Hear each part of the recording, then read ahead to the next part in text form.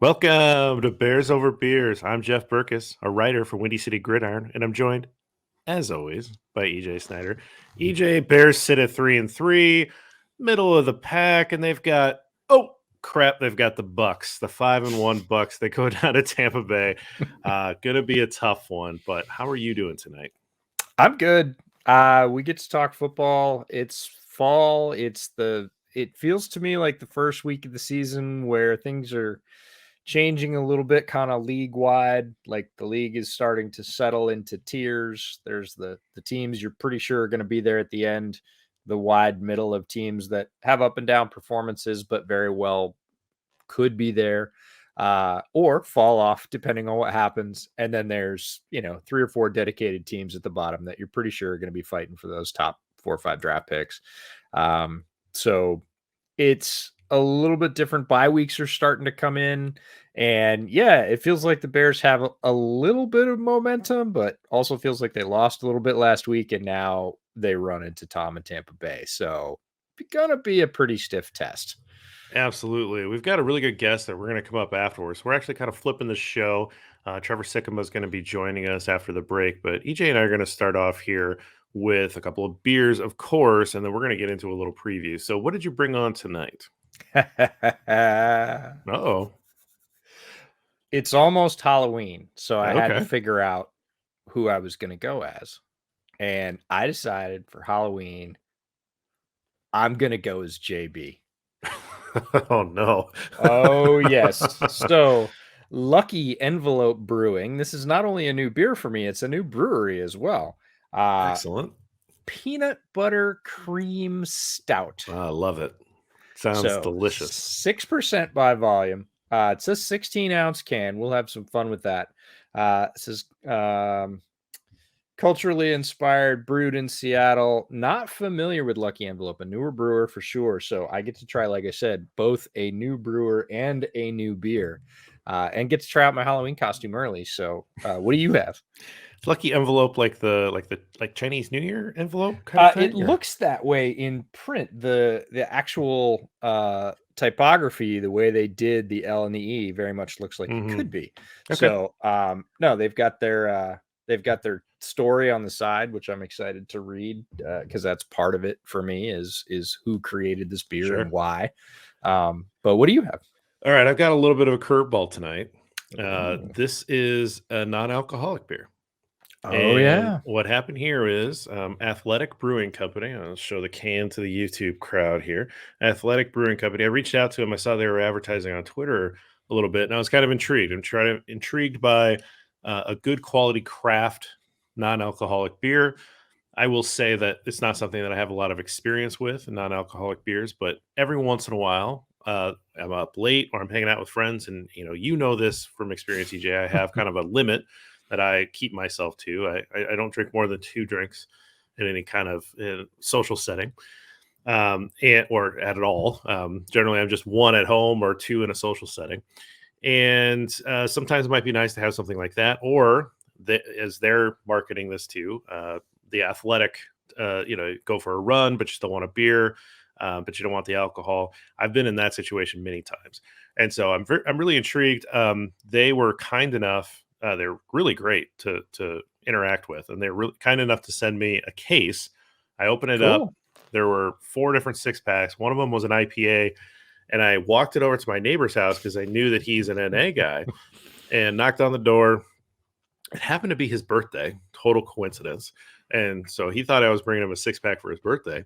Yeah, And I am. I totally remember. yeah, totally. And so he looked at the 6-pack. He's like, "Oh, that's the good stuff." And so I was like, "Oh, wow, heck of an endorsement." So the IPA went to the neighbor. What I brought on tonight is the Upside Dawn. It is their golden ale. So Cool. we will try that out. So I'm excited. I think it's interesting. People that might listen to the show, maybe not into beer or have occasion to want an NA or have it in their house, might be a good option for them. So let's open them. Yeah, let's go for it. So 2 interesting beers tonight. I'm excited. Well, I can't wait to see the costume. This is my costume. Oh, this is the costume. Okay, this is the costume. But basically, right, like wearing navy and orange and drinking and drinking things that I could a certain eat with type of beer. That's right. Got it. Okay, well, that's fair. Well, it smells like a beer, that's for sure. Well, that's good. Oh, wow.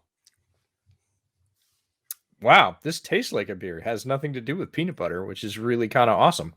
I like creams anyways, but that's always my thing with beers with a lot of sort of odd ingredients or sweet ingredients listed is are you still going to have that beer experience, or are you just is it like syrup? And this is delightful so far. So I'm really excited now. Well, that's the same thing here, right? You're still getting the beer experience. Right. Definitely has the smell. Definitely has the taste of a beer. So, very interesting. We'll see how it drinks down for the rest of the show. But let's get into. Oh, I should mention, if you want to buy us a beer, once again, just talk about our Patreon. Check out patreon.com, type in Bears Over Beers. We'll have links in the show and everything. But we're getting that started. We're getting our first happy hour set up with some of our patrons. Really excited about that. Just a nice way to support us and the show for us to be able to do more things, be able to get out merch and things like that. If you're interested, that would be really cool. Go ahead and seek that out if that's something you're interested in. But let's get into the preview. So this is a tall order. This is a tall task.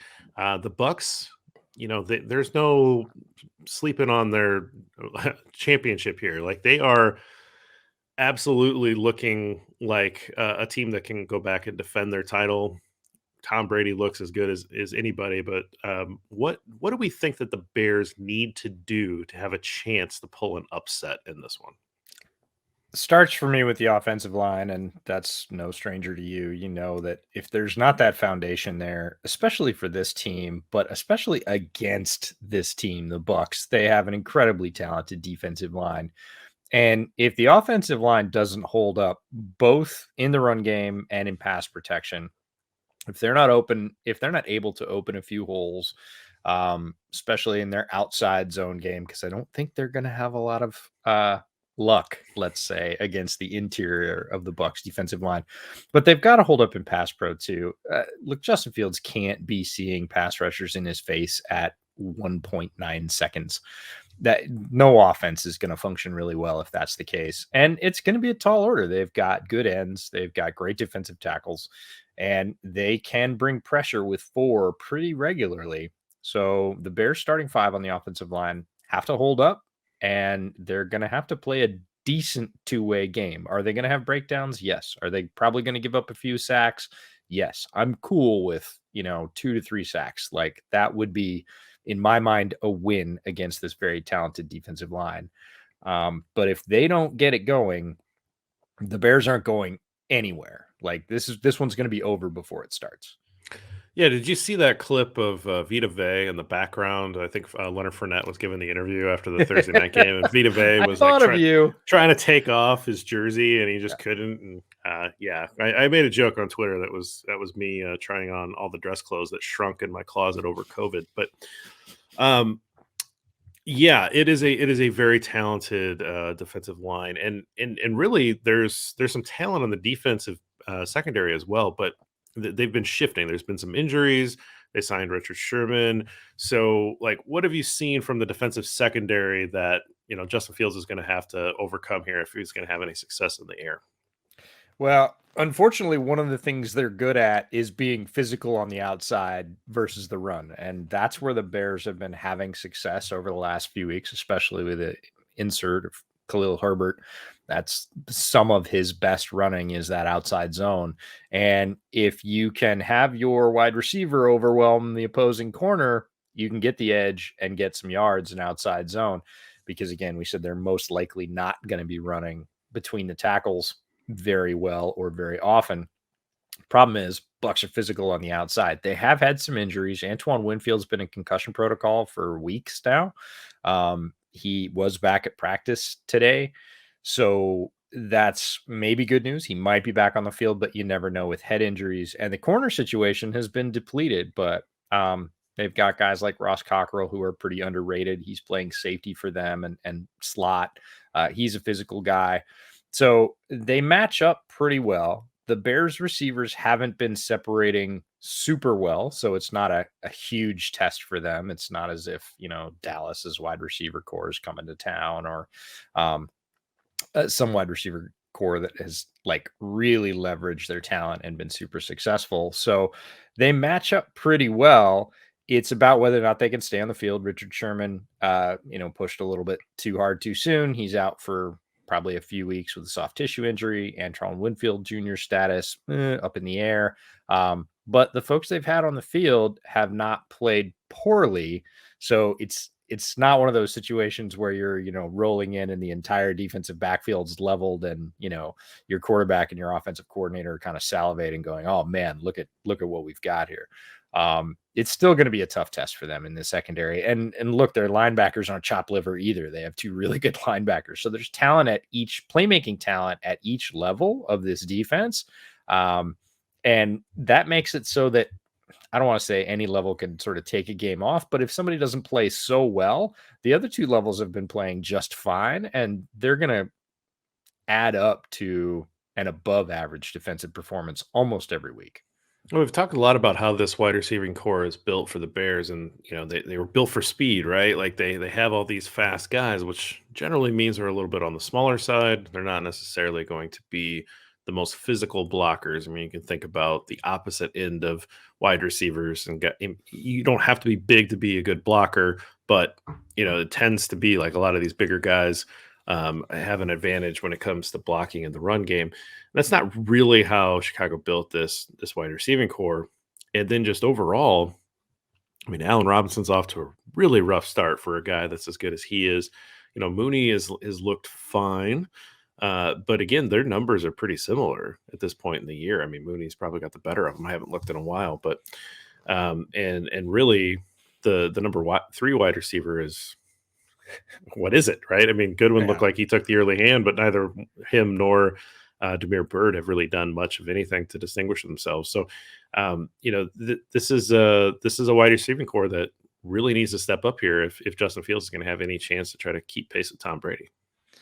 Yeah, we're going to need to see Allen Robinson sort of break out of his shell, which I never thought we'd end up saying. We're many times on record as being hardcore Allen Robinson stands, and rightfully so.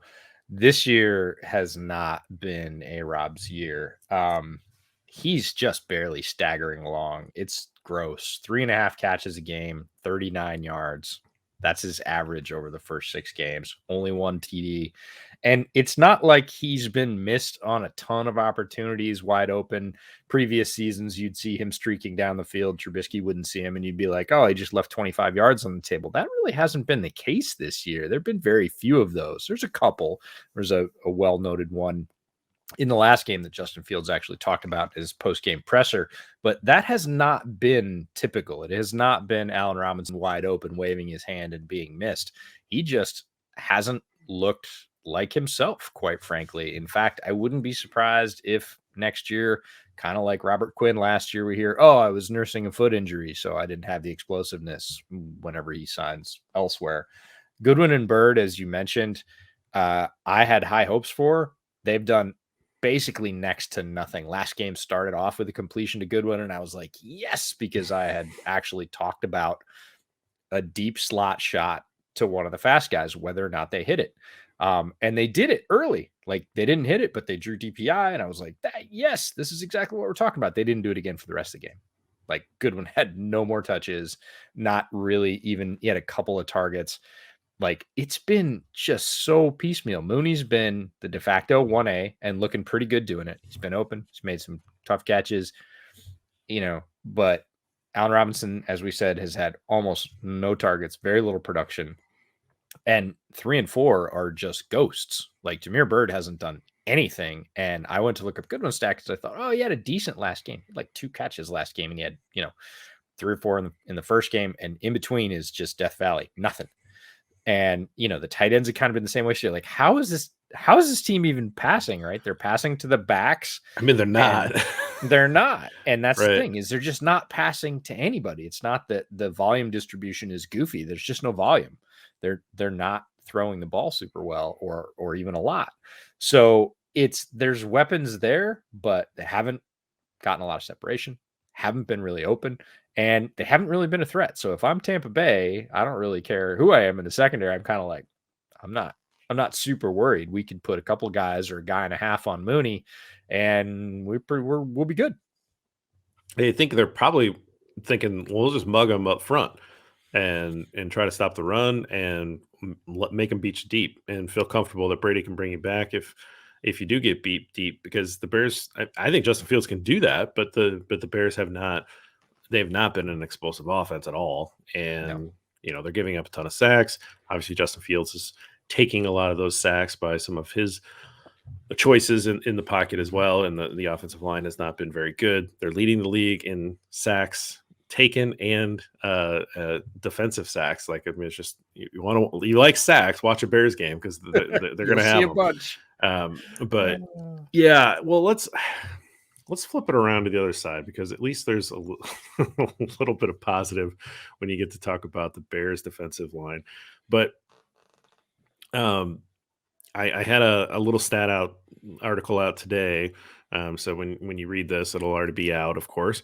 And I went back and looked at just how good this defense is in terms of historical markers against Bears' great defenses of the past, just relative to the sack statistic. And obviously in the 1980s, the Bears were great at getting to the quarterback. So sacks started official stat 1982. And like the 80s are just awesome. And then there's just this big 90s where not a lot happened. And even in those good defenses in the 2000s with Urlacher, there wasn't actually a lot of huge sack numbers. But when you look at the pace that Sean Desai's defense is on, it's actually really impressive. And it looks like if they continue at this pace, this 2021 unit could be the most sacks since 1987 for the Bears. So it goes back a long time, and it will eclipse the 2018 total, which was a really good year. So they're doing a lot of good things. Now, part of that success is that you have Khalil Mack and you have a resurgent Robert Quinn, who's clearly over his injury issue, but you also have depth. You have a lot of guys coming in and contributing to this pass rush. So just if they're going to have a chance against Brady here, that's going to have to continue. And Hicks is coming back from an injury, probably won't have Robert Quinn with COVID. So you're going to have Travis Gibson having an opportunity, but this defensive line is the strength of this team and has to have, again, a big showing if you're going to try to pull an upset. Yeah, they've been having a ton of success. It's unfortunate that Quinn probably won't play. He's on the COVID list. That's, the flip side is there's a nice opportunity for Travis Gibson to show his piece. Akeem Hicks has been wrecking. Man, if you ever want to watch one man abuse another man, like watch the guy across from Akeem Hicks. It's a long day. TJ Lang, who used to play for the Packers, posted on Twitter today. Yeah, sometimes I think, I could still play. And then I think about playing against Hicks all day, and I'm really glad I'm retired. And he just mashes people. And that's a long day. Like, that's what Owen Cruz posted about it. Right. Like, man, going against Hicks is a long day, and he will make it a long day. Then obviously Khalil Mack on the outside. Quinn's been doing his bit. We're hoping Gibson can continue the flash from a couple of weeks ago when he got extended time and looked really good, picked up a couple of sacks. Bilal Nichols is there. We'll see if other members of the unit can control themselves and not get overexcited and get personal foul penalties this week. But there's a lot of depth there. There's a ton of production. Problem is Tampa Bay's offensive line is a set of rough customers on their own. Ryan Jensen is one of the biggest bullies in the league at center, and he digs it. Like, that's his gig. He likes it. He's not going to let anybody mess with Tom. He's not going to let anybody mess with his line mates. In fact, he's probably going to chip into you and see if you're going to come back at him. And he's going to try and beat you up. So those Ryan Jensen, Khalil Hicks. Ooh, wow. Can you imagine? We could add a guy named Khalil Hicks. I know. Let's go. Yeah. What would he be? That's not either one of them. Anyways, they're both great. But no, Jensen and Hicks going at it. Those are going to be some seismic reps. Like, neither one of those guys is going to give up. They're both extremely talented, right up at the top end of their positions. I'm looking forward to going back and seeing how that sorts itself out. And there's vice versa, but they're going to have to play well. They're going to have to stay fresh. And it's not going to be easy, right? It's not like, oh, well, there's those two guys on Tampa Bay that are both rookies. So we're going to, we're going to, double team them with Hicks and Mack, and we're just going to overwhelm that side. Like, they have talent all 5 spots, and it's going to be a war. This is strength against strength. And the Bears are going to have to win some of those. They can't just say, oh, well, they're really good players, so we didn't get anything done. That's kind of been the MO for the last couple of years under Chuck Pagano. It's like, well, they have a really good offensive line, so we didn't get any pressure. It's like, well, there's a lot of teams that have pretty good offensive lines. You need to get pressure sometimes anyways. And I think Desai can do it. He's been very good with scheme. He's been very good with using other players, safeties, nickel corners coming in at really lateral angles and creating sort of lateral pressure on the line and slamming in little guys, slamming into the side of big guys and creating a gap that Khalil Mack can slip through. So some really creative schemes and angles from him. I think he's going to be able to generate some of those, but the defensive line is going to have to get home on Tom Brady. And that's not an easy thing to do. He has great awareness in the pocket. He has great movement within the pocket. And this year, the craziest freaking thing, he has increased mobility. He made this joke 2 days after the Super Bowl. Well, everybody thought it was a joke. That's the funny thing. And they said, what are you going to work on in the offseason? And he said, mobility. Like, I'm going to get faster. And everybody's like, ha, ha, ha. Tom Brady, noted not fleet of foot quarterback after 20 whatever seasons, is going to get fast. Well, he did. He doesn't look super slow anymore when he takes off. And that to me is amazing, but that's a whole nother thing. So getting Tom Brady on the ground is not that easy. He's got 5, very able defenders, a very good tight end core, all of whom can block. So they can keep people in and max if they want to.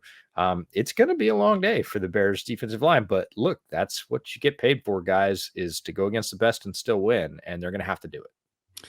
They're going to have to do it because this team has really good pass catchers. And as we've discussed all along, as good as Jalen Johnson has looked, that's one player in the secondary. And so you've got Mike Evans, you've got Chris Godwin, you've got Antonio Brown. That's a heck of a trio right there at wide receivers, right? I mean, you've got other players that are talented as well that get some snaps, but that's an impressive trio to try to combat with. And you have Jalen Johnson, and it's like, well, okay, who do you put Jalen Johnson on, or which side do you put him on, or whatever, and then you've got to deal with the rest of that. So, I mean, the thing about Brady is that I think you're right. There's no real dip in his game right now, like what you'd expect from anybody at the end of their career, but it almost seems like he's getting better at certain things, and it doesn't make any sense to me. Like, he's Benjamin Buttoning this thing, and I don't really know how to process it, because we keep saying well, Brady's going to be done. And so I don't know if it's just been scheme, if it's been just rejuvenation, this I don't know, the humidity, I don't know what's helping him so much, but he's been nuts. Basically after the Bears game last year, they just started putting it together, and they've been crazy good. But it's not just the surrounding cast. That's how they're really talented, but it's him. He has improved. This is not late career Manning where he's throwing the ball and it's lollipopping, and 10 seconds later the guy runs underneath it. This is an absolutely elite level player. He's leading the league in passing yards. It doesn't make any sense. The balls that he drove down the field, especially seam balls, there were a bunch, and I mean a bunch, again, from about mid-season all the way through the Super Bowl. There were a bunch of Tom Brady throws. I would say 8 to 10 that were genuine kind of gasp, holy shit. He drove that ball 20, 25 yards down the seam on a line in a window. He's at that point, he's 42 years old. Everybody's like, oh, late season, plus 40, a lot of reps on that arm. It's going to die off, the December arm, right? Baloney. In December, he was ripping the ball. And it was same thing. How is this possible? And then the one perceived weakness that this perfect psychopath might have is that he can't run. Yeah. Right. And he jokes 2 days after the Super Bowl, oh, I'm going to get faster. And everybody's like, ah, ha, ha, Tom Brady, get faster. He comes out this year. He looks decent on scrambles to the edge. And that's never been a Brady feature ever, ever, ever. Right. And you're like, holy shit, he probably worked with a speed coach like 6 hours a day. And he did. He got faster. And that just, to me, that's just a whole nother thing. And it's, you can say what you want about the passing era, and that's true. Numbers are inflated, but somebody put that stat up the other day. I think it was that, who was it? Somebody had just doubled Joe Montana's career production and now had 80,000 yards, and Joe Montana had 40,000 or whatever. And I was just like, ouch. It just doesn't add up. But Brady, it just doesn't look like he's fallen off at all. And he's willing to distribute the ball. He is not a guy that locks onto a favorite or one tight end. And, he will favor Gronk when he's in the game, but he will favor, very few players. If you're open, he'll take it. And that's going to be really dangerous for a Bears secondary that largely hasn't had to deal with that because of the pass rush. If the pass rush doesn't get home, we're going to see Brady carve this unit like a turkey. Yep. Like, I fully believe that. Well, we'll ask some of those questions to our guest here after the break. So stick with us, and we're going to be right back with Trevor Sikkema. All right, EJ, we're back. So why don't you do the honors of introducing our great guest today? I would love to. We're super excited to have Trevor Sikkema from Pro Football Focus. He is a host, reporter, and podcaster. Lovely title there, Trev. Also covered the Buccaneers for years at Pewter Report. So hence his appearance on our preview show before the Bears play the Bucs this weekend. Trevor, how are you doing and what are you drinking? Fellas, I'm doing great. I appreciate you having me on the podcast. I'm very, very excited about this one. This is going to be fun to preview. I don't have a beer on me. My fridge is actually empty of beer, so we're going with a little Four Roses. We're going with a little bourbon. We're keeping the alliteration alive. So that's what we got in the cup this evening. Now, is that Four Roses the just the straight Four Roses, or is it single barrel? It's single barrel. I believe it is a single barrel one.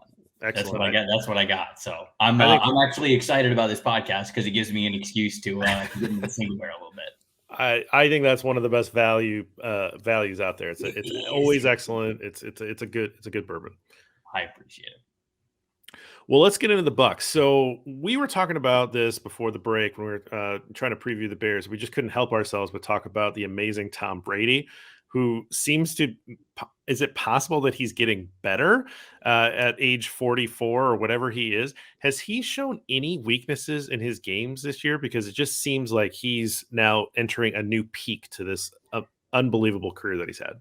Yeah, it's funny because, going into last season, I told everybody that I didn't think that the Bucs were going to be a Super Bowl team last year at the beginning of the year. I really didn't. And midway through the year, they were going through a lot of the struggles that I thought that they were going to go through. It was a COVID offseason. It was not a regular environment for a guy to come in and play with a new group of guys, no matter how talented. And I think that, of course, really, really matters. Talent can win you a lot of regular season games, but it takes true chemistry. It takes a team to win a Super Bowl. And I just didn't think the Bucs were going to have enough time in that regard, especially with Brady coming over and acclimating to a new team for the first time in his career. And so everybody looked at the roster on paper and they thought that they were this Super Bowl team. And I just didn't think that was the case. And, getting around to this year, they end up having that success. They have that chemistry. They win that Super Bowl. And it's hard to find a weakness. Like, I thought that this was going to be the year in which they were going to be unstoppable. This was going to be the year in which they were going to win the Super Bowl. And it really does feel like the only thing in the way of the Bucs repeating as Super Bowl champions feels like the Buccaneers. And, Tom Brady, he said, I think this was either last year or a couple of years ago, I can't remember, everybody's asking about retirement, right? He's in his 40s and people ask him, hey, when are you going to hang it up? Are you almost done with the game? And, Tom Brady's response to that was, why would I retire? I have all the answers to the test now. With me being older, as long as my body can physically do what I ask it to do, I have all the answers. I've seen all the coverages. I've seen all the different types of simulated pressures and looks pre-snap and post-snap. I've seen everything. I've seen so many hours of tape. I know all of the answers to the test. And we are seeing right now for an extremely rare moment of time in NFL history, a player with as much wisdom and experience in the game as Tom Brady has at every single level of winning, and yet his body is not broken down. He's the same passer he was at 44 that he was at 29. And it's stupid. It doesn't make any sense. And so, when you ask about a weakness, it's hard to find one, because as long as this team is not mounting with penalties or self-inflicted wounds, if you will, they're going to compete against every single team in the NFL. And there's a good chance that they could beat every single team in the NFL. So it's hard. It's hard to find a weakness. It really is, to Tom Brady's game, because he's just seen it all before. Let me ask you a follow-up. I've been playing with this in my mind, and I think you can cut Tom Brady's career in half somewhere, and he's a Hall of Famer both ways. Pretty easy, right? That's not very hard to make that argument, because he's got 7 Super Bowls. Right. Is he starting a third Hall of Fame career with the Bucs? Like, I'm honestly having a hard time seeing how you can't start to make a third Hall of Fame argument with him. It doesn't make any sense how that's possible, and maybe you don't, because of all of the yardage awards that yardage that you need to rack up to be able to put yourself in that position. But right, at some point, he's been around so long, you may be able to cut this thing into 3 and make legitimate Hall of Fame cases for him in each stage of his career. Yeah, you want to hear something that's absolutely ridiculous? We are, I believe it is now, single-digit passing touchdowns away from Tom Brady throwing as many touchdowns in his 40s that he did in his 20s. We are single-digit touchdowns away from that stat being the case. And obviously, beginning of his career, he wins the 3 out of 4 Super Bowls. Okay, you're a Hall of Famer then. 30 years old. He's got the other Super Bowls. He's got the Randy Moss 50 touchdown season. Okay, you're a Hall of Famer then. We are now entering the point where he is in his 40s. He won a Super Bowl with a brand new team. If he goes on to win another one with Tampa over the next year or two, we are almost at the point where you divide this guy's career into thirds, and you are totally right. You could make a case for him to be a Hall of Famer, especially because of the win percentage, the big games that he played in, the big throws. Everything is there for him. Now, of course, the volume of stats might not be there, right, in his 40s, depending on how long he plays. But yeah, it's it is scary to look at his career that way, and it's just one of the many ways you can dice up Tom Brady's career and realize that there is no argument for who is the greatest football player of all time. It is Tom Brady. Now, like, I've been on record saying I think that Aaron Rodgers is the best thrower, the best passer I've ever seen in my life, but that didn't make it the GOAT. I'm never gonna make the argument against Tom Brady, who's the greatest of all time, because it's a career that will never be duplicated. Absolutely. Yeah, when you look at it that way, it's the Kobe argument, right? The Kobe first number, Kobe second number, and they're both Hall of Famers, except now you're talking about a third number. And when you look at Brady's stats, it is that sort of sum total volume. And when you compare it to the near next best, that gap is massive. Great. It's not like, oh, well, he was a little bit better than this guy, and he was a little bit better than this guy. It's like, no, he doubled up number 2 over here. He tripled number 3. So what do you really want to argue about? I don't think anybody's arguing about that anymore. I'd hope not, because what he's been able to do, we were just talking about it before the break. Some of the seam balls he threw late in the year last year at 42, 43 years old, and he's driving the ball down the seam at 25 yards on a line into tight windows. And everybody talks about, quarterbacks in their 40s, and typically they've been right. Like the December arm, right? It's gonna come. You're gonna lose velocity. Right. Career Peyton Manning, late career to this. None of that. It went the other way. It's like, is he throwing it harder than he did with his last year with the Patriots? I actually think he is. So it's just an immeasurable kind of stat for anybody to chase. It'll be fun to see somebody try, but again, I'm with you. I don't think it'll ever be matched. I want to talk to you about a collision that's coming, because it's coming this week. The Bears have been running fairly well over the last couple of weeks, largely in their zone scheme, largely outside zone with the addition of Khalil Herbert. But Tampa's got one of the most impenetrable interior defensive lines in football, if not the most impenetrable interior defensive line in football. Something's got to give. What do you think it's going to be?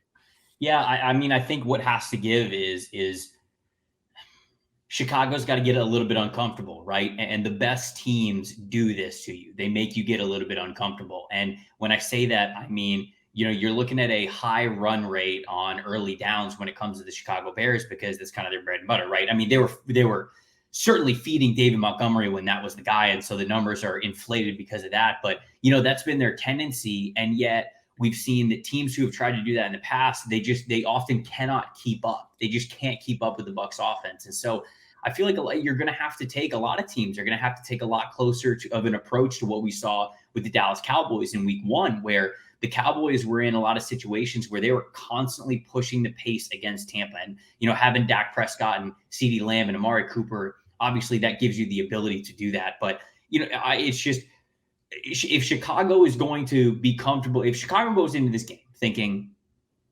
we're going to play Chicago Bears football, like we're going to do what we do best, they're going to lose. I mean, there's just, unless Tampa really shoots themselves in the foot, which they have a couple of times already this season, it's probably not going to be close enough, just because they're not going to have the pace of the game that you need to. And of course, when you look at the teeth of that Buccaneers defense, you've got guys like Vita Vea and Raheem Nunez-Roches, and really good stoppers of the run on the outside with Shaq Barrett and JPP, Jason Pierre-Paul. For as much as they are touted as pass rushers, those guys are great against the run and give great effort there. And so even if you're running inside zone stuff, it's going to be hard to go at the teeth of that defense.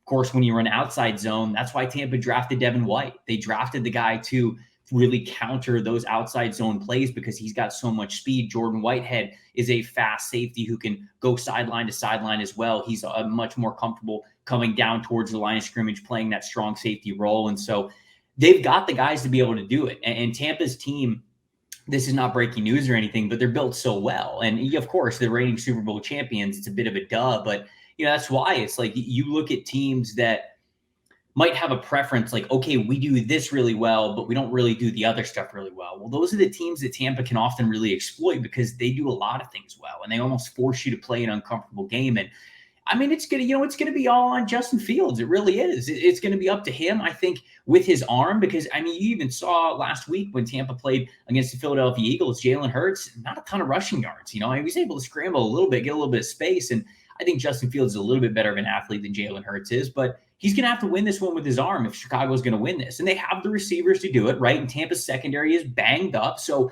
I think that, you talking about a collision course of the run game versus the run defense, that is going to be a little bit of a rock versus rock right there. But where you can exploit Tampa is without a doubt in their secondary, especially with all these guys banged up. We saw last week with the Philadelphia Eagles, sometimes the best strategy is just to chuck it deep and get the defensive pass interference penalty because, Ross Cockrell, Pierre Desir, it was Richard Sherman before he got hurt. These guys are they're inexperienced. They can't really keep up as if they are starters. And so I think that's really the X factor area of where you're going to see if Chicago's got a chance to keep pace with Tampa. That's how they got to do it. And I know it's not really in their comfort zone, but this game feels like it's going to be a push you out of your comfort zone kind of game for the Bears. I mean, it's interesting that you say it like that because honestly, Chicago Bears football with Justin Fields should be that play action, deep passing game. And it's not like he wants to run. He's a guy that's scrambling to try to throw. So, you say, well, if they think they're going to come in here and play Chicago Bears football, and it's like, EJ and I talk about this every week, and it's like they don't know what that is yet. Like they're still trying to figure that out. And yeah, they've had a little bit of success running the ball, and that's great. But that, if they think that Justin Fields is the guy to, do Lamar Jackson stuff, that's not who he is. I mean, I'm sure he could do some of that stuff okay, but he's a guy that wants to throw the ball downfield. So if they can block it up, that is the only way they're going to have a chance to do this, because they're going to give up points in this game. The Bears defense is going to give up points. So I don't know. I mean, from your perspective, just kind of to follow up with that and a Justin Fields question, I mean, what have you seen so far about Justin Fields that's impressed you, and what do you think he needs to work on, in the future? Yeah, such a great physical talent, right? I mean, I love this dude coming out of the draft. I gave him a franchise tag label. I had 3 franchise quarterbacks that label coming out of the draft. I thought Trevor Lawrence got a franchise tag grade for me. Zach Wilson got that grade as well, and then Justin Fields did too. And it's so impressive, everything that he could bring to the table and everything that he could bring to an offense. And I thought it was an interesting point, kind of as we've seen some Matt Nagy game plans for him that have worked and some that have not. And, when you look at Justin Fields' last year at Ohio State, he held on to the ball a lot. And I think it was because he wants to prove that he's a passer, right? And I think that, he hears that narrative about him, while he was at Georgia and when he was at Ohio State. Okay, this is a running quarterback. And I think Justin Fields has really been like, no, I'm not. Like, I'm a quarterback who also brings you that weapon with his legs, with that mobility. And so I feel as though we saw that in his last year at Ohio State, and it got him in trouble a little bit. And then we saw during the preseason, he had one of the highest time to throw averages that we saw throughout the entire preseason. And I think that it was because Fields so badly wants to be a passing quarterback. He does not want this narrative around him that he is just a rusher, that he is only an asset to this team with his legs. And over the last couple of games, you ask what he could do better. I think he can do a little bit better of admitting that his legs are an incredible weapon of what he brings to the table. And I think it's going to be that marriage of not just using your legs for escapability, but also using it just as a straight up weapon. He's not Lamar Jackson. Of course, very few are. I'd say that Lamar Jackson's basically playing the best ball out of any quarterback in the NFL right now. So you don't want to compare anybody to Lamar Jackson, but I feel as though Justin Fields can bring those same sorts of elements to the table. Maybe not to the highest degree, especially of running the football that Jackson does, but I really do. I look at an empty canvas when you look at Justin Fields, and I think that it's all there for him. What he needs to figure out, and really, I think for Bears fans, if they're honest with themselves, what this year really is for Justin Fields is him testing out what works and what doesn't. When I need to pass, when I need to run, that kind of learning thing. And you just want the rest of this year to be good signs, encouragement. You can hit the ground running next season and really start to compete for a division title. Yeah, that's exactly what we've been saying all year, back in August, back in July. So it's always good to hear that. I'm in good company then. That's good. It's good to hear that reiterated because, it's nice. It's one thing for EJ and us, and I just say it all the time, but it's nice to have a guest say that. I have to talk about Bruce Arians because I think he's the most interesting man in football. Like, I mean, Gardner Minshew maybe, but like Bruce Arians, man. Like, I read his book, The Quarterback Whisperer. I've probably mentioned on this show like a half a dozen times. He talks about eating paint chips or whatever the heck he was talking about.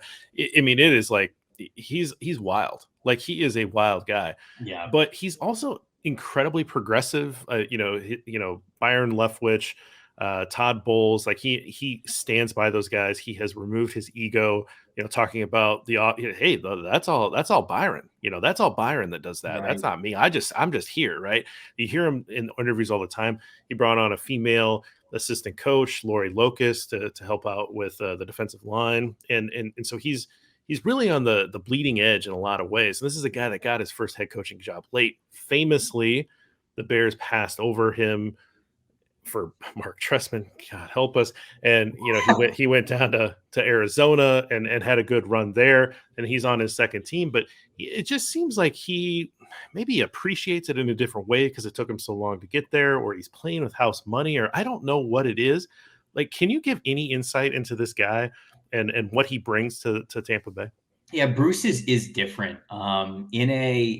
In a business, in a football industry that is so driven by pride and egos, Bruce continually puts his pride aside for a lot of things. And I think that pride has been the main culprit of a lot of what goes wrong with a lot of coaches, whether it's offensive and defensive coordinators or head coaches or whatever it is.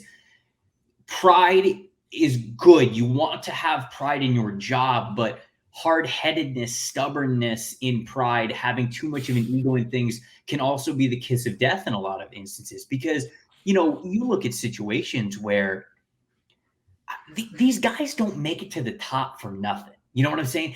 These people who become head coaches in the NFL, there's 32 of these jobs in the world.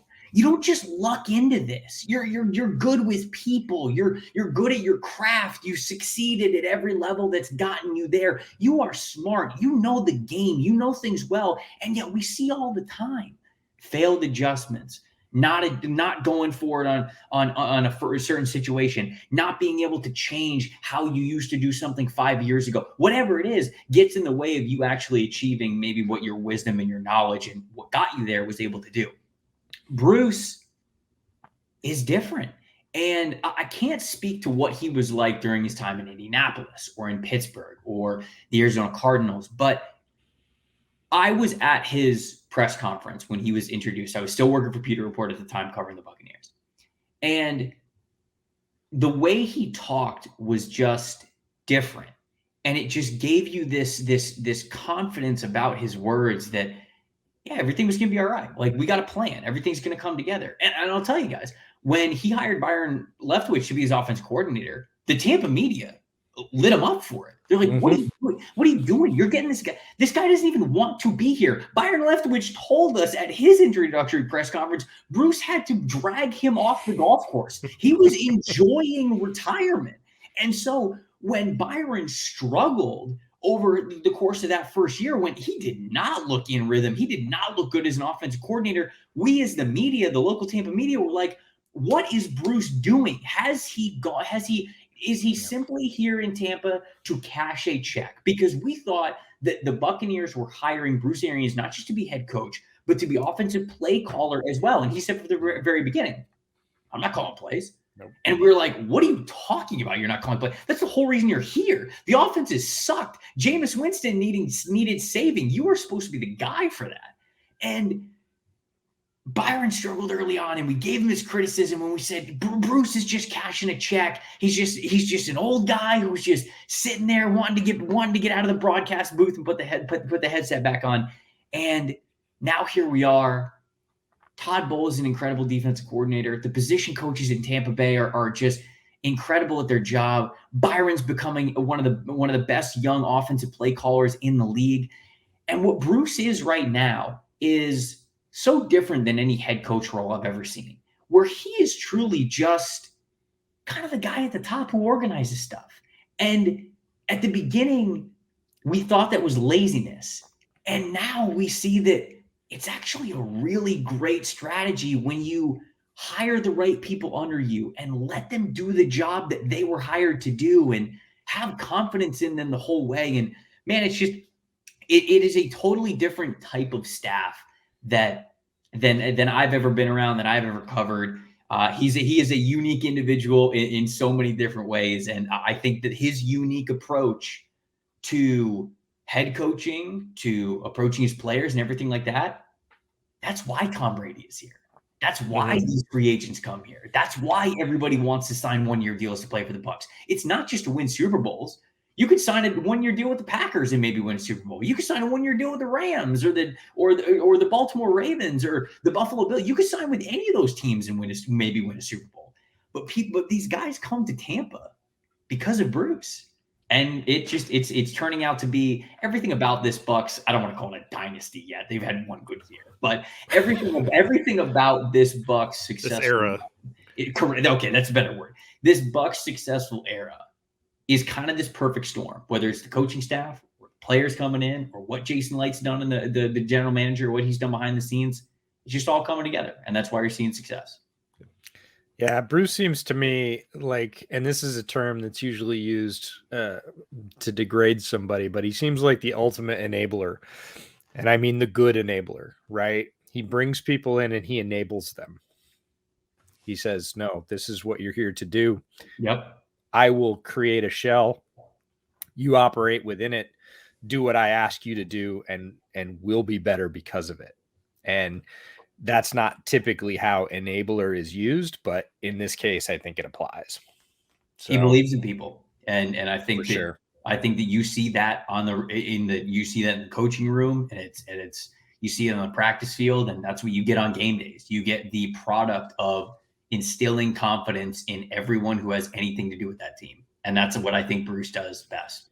Yeah, he's tremendous at it. So we can't let you off the hook without asking you about Antoine Winfield Jr. because we are on record as an Antoine Winfield Jr. Stan podcast. I famously, during our first draft live stream at Bootleg, was pounding the table for him instead of Cole Kmet because, yes, he was there. And the Bears could have had him and Jalen Johnson. Just saying. Anyways, Antoine Winfield Jr. coming back from concussion protocol. He's been out for weeks. Did make it back to practice this week. But even more than that, the sort of micro question is, what does it mean for Tampa if he gets back in the game? But more so, where do you see Antoine Winfield Jr. right now as a player? Is he is he ahead of the curve as a developing young player? Is he leveling off? Like, what's your take overall on Antoine Winfield Jr. micro and macro? The who we could have drafted game is one of isn't it fun? the most dangerous games any fan can play. Winfield Jr. is awesome. Love the pick on draft night. Loved him when I was scouting him coming out of Minnesota. He's just so smart. And as you would expect with the last name Winfield Jr. from a guy who played 14 years in the NFL, you can tell that him and his dad have worked on this craft, this position, this what he is now as a player for so long. And he is so far ahead of the curve. And the reason why he was able to play so well as a rookie is because he already knew a lot of stuff, right? Normally guys come into the NFL and, okay, they're learning the complexities of a bigger playbook for the first time. They're having to make defensive adjustments. It's a lot more about chemistry, a lot less about solo talent like it can be in college football. You're managing your life off the field as well. You're becoming often you are becoming a young man who is independent for the first time, really. And so all of these things go into it. And Antoine Winfield Jr., I mean, you could tell he was ready for it. He was prepared for it. He had people in his corner telling him exactly what it was going to be like, how he was going to feel when he moved down to Tampa, a new place with a new team for the first time. He knew his assignment right when he got on the field, and it was great to see him succeed as a rookie. And it's great to see him succeed now. I mean, he is a major part of that secondary on the back end. He's very versatile, as you guys know. He's a guy who can play downhill and make tackles, make sacks behind the line of scrimmage, but he can also play that cover one role. He's so good. He's so instinctual. He can read the quarterback's eyes, and he gives you a lot of that experienced play that is rare for a guy who is just in his second year in the league. So I loved him coming out. He was one of my favorite players. I think he's obviously in a great space in Tampa with as versatile as Todd Bowles' defense is, especially on the back end. And so he's part of a three-man rotation. It's him, it's Mike Edwards, it's Jordan Whitehead, and they've got different roles that they play, and it's coming to a lot of success. They have a lot of chemistry together, and Winfield Jr., if you ask me, I think that he's definitely the forefront of that. Yeah, that would have been cool. Would have been fun. We talked about it a lot in the lead up to the draft. That was a guy that we would really like to have seen in Chicago, but it is what it is. He's hard not to love. I mean, when you watch his tape in Minnesota and you knew of his background and everything, it was you guys were not the only team, the only fan base that wanted him. So, it's a team that won the Super Bowl and they're still really good. They're playing a lot of primetime games. So I think Bears fans that are listening to this that also watch the league probably know a lot of players. But is there a guy that you don't think's getting enough buzz that, we could put a little shine on here that Bears fans could watch out for on Sunday? I mentioned one of them right there. I think that Mike Edwards is kind of an unsung hero of the Bucs defense. He's often the last talked about guy because Jordan Whitehead's always flying and making tackles at the line of scrimmage, and Antoine Winfield Jr. is the guy that I think gets a lot of pub. But Mike Edwards plays plenty, and he plays really, really well. And so I think that he's been a really big presence for this team. I'll also say the offensive line. I think that everybody focuses on Ryan Jensen because he's a badass at center, and Ali Marpet because everybody knows his name. But Donovan Smith, the left tackle in Tampa, he struggled for a while. His first 3 years in the league were not pretty. I mean, they weren't the worst, but they weren't exactly what you wanted out of a franchise left tackle. And his fourth year was a little bit better. Fifth year, obviously, this last year that he was playing for that Super Bowl caliber team, he has elevated his play as the rest of this offense has elevated theirs. And so I just on the defensive side, I think Mike Edwards is somebody that I'd shout out who doesn't get a lot of praise. And then Donovan Smith's a guy who took a lot of flack early on in his career and now obviously is playing left tackle for a Super Bowl caliber offensive line. And I think that it is worth now praising him for that improvement, for how well he has played over the last 2 years, given the amount of flack he really caught early on in his career. Awesome. Well, we're going to move to the speed round, which we've been trying out here in the last few weeks. So, take a instant reaction, just we're kind of fire these off. But these first couple of questions are EJ's specials. So I'm going to let EJ ask these first two. Yeah, these are we go fun here. That's what we're skewing for in the speed round. Okay. You have to watch one commercial 100 times in a row. Tom or Gronk? Oh God. Well, I feel like I've seen the Gronkowski USAA insurance commercial. I think I've seen that 100 times already. So I feel like it's not even a this or that. I think I've seen that one so many times. I guess the Brady one, because Brady, like, I think everybody already thinks Gronkowski's funny. Like, he does the weird, wacky stuff and I think he's funny. Brady now being funny is something nobody saw coming. Like, nobody thought that Brady was going to be this cool personality that made you laugh. And so I'll go Brady. I think the Subway commercials and all that's pretty funny. So I'll go Brady. That's cool. I'll blame it on the tequila and that'll be a good thing. But I actually, when I wrote that question, I thought, well, isn't that like every NFL Sunday anyways? Yeah, it's pretty much. We're all living that life. All right. So you've got a rule about eating barbecue. Many people know this about you. 3 sides minimum. Yes. Speed round. Top 5 favorite barbecue sides. Oh, 5. Okay. The 3 I always go for when people ask me the 3: mac and cheese, baked beans, collard greens. Those are always my go-to. That's the top 3. I'm a coleslaw guy. I don't hate coleslaw. Coleslaw is in there for me. And then I think maybe I get a little bit of sweets in there. Maybe I'll go banana pudding. Maybe I go banana pudding. Oh, yeah. I mean, so I'll go banana pudding for that 5th one. I'm normally not a big sweets guy, but with barbecue, I mean, we got so much salt going in on everything else. Let's get a little banana pudding in there.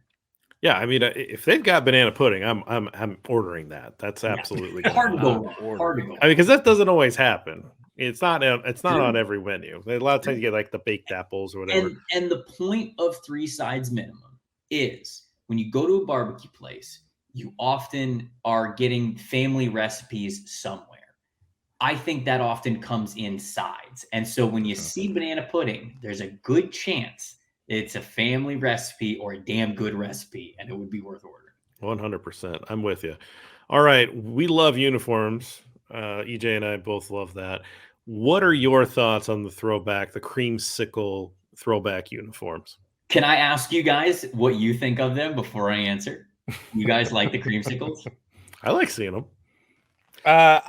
I'm a fan of the color scheme. I'm not a fan of the logo, and I know that's going to draw me a lot of hate in Tampa Bay. But I love the color scheme. I'm not wild about the. We'll just call him the pirate on the helmet. He's got a name. Bucko Bruce, baby. Yeah, Bucko Bruce. Yeah, well, I'm not a huge Bucko Bruce fan, but I actually like the gradation of the color scheme. So half and half, I guess. I love them. Give me the creamsicles. So Tampa has not been able to wear their creamsicles for years since the NFL put in that rule that you can't change helmets. So the Buccaneers have not been able to wear the creamsicles since 2013, 2014. And I think next year they get to wear them. They're coming because the Seahawks get to wear their silvers too. Yeah, there we go. I'm like, those two, like creamsicles and the Seahawks silvers, like give me those and we're good. Yep. I mean, it's all about selling more more 100%. jerseys, right? I mean, that's what it is. It's open up more revenue streams, but even I want to see more helmets too. I mean, the Bears helmet history is not particularly that fascinating, but the 36 throwbacks that they just wore, they had the orange stripes, the Michigan stripes. Those are really cool, and that that's like the only cool helmet throwback that the Bears really have to boast about. But all right, so the pirate ship that is at the stadium, there's cannons. Have you participated in firing said cannons? I have never. That would be that. How does one do that? It's one is Kay Adams.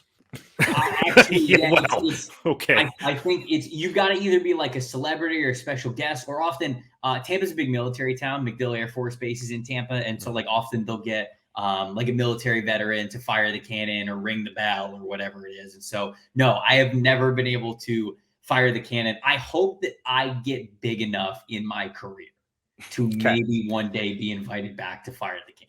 So, follow-up question.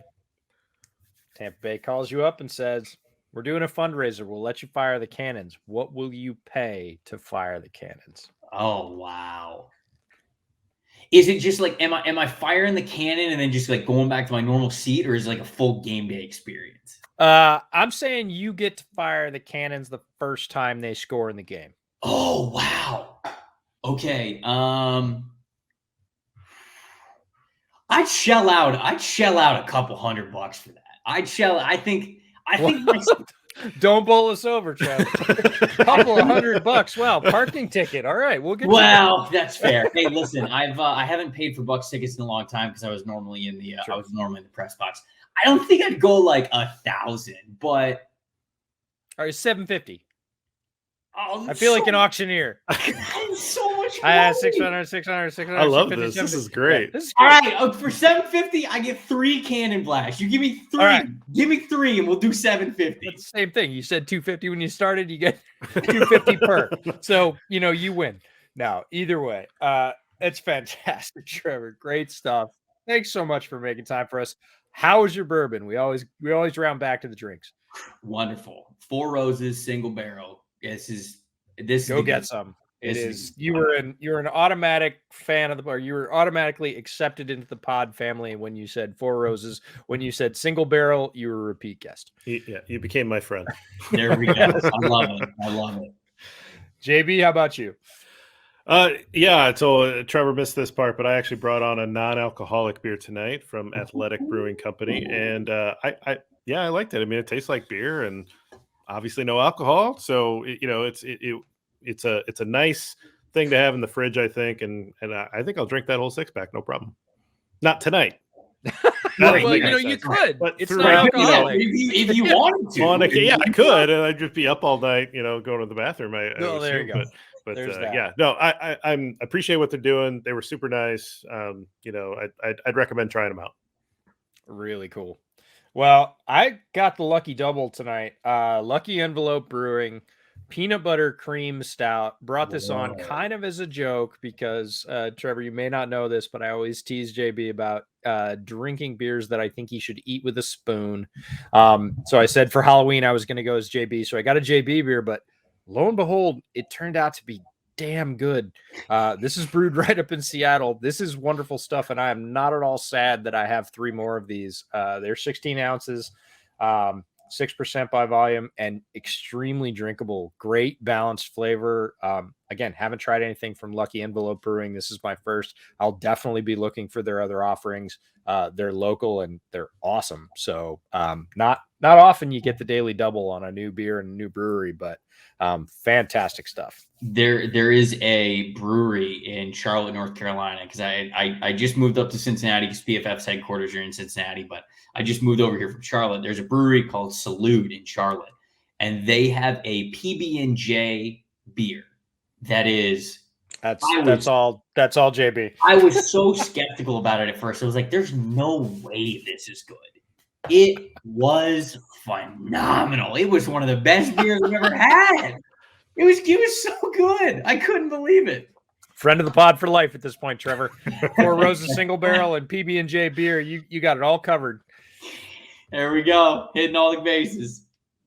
Well, appreciate the time, Trevor. We'll get out of here. You guys, thanks for listening. Thanks for joining us. Check out our YouTube page as we're putting all these up on there. Give us a subscribe, give us a like, hit bells, and whatever other things you're supposed to say on the YouTube thing. And until next week, bear down.